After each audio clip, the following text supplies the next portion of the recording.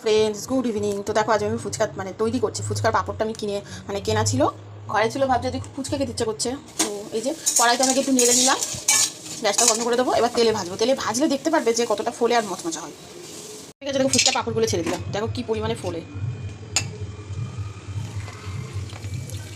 আমার গ্যাসটা এখন কিন্তু সিম করা আছে। হ্যাঁ,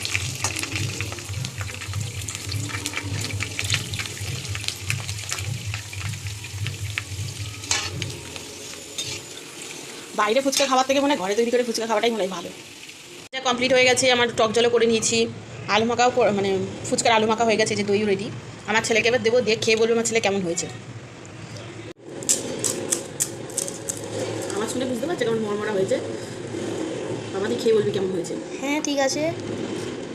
দই দেখাবে নাকি টক জল? দই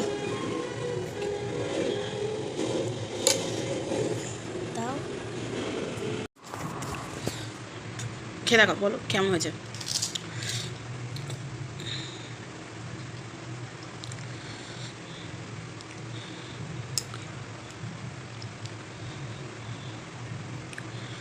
হেভি হয়েছে।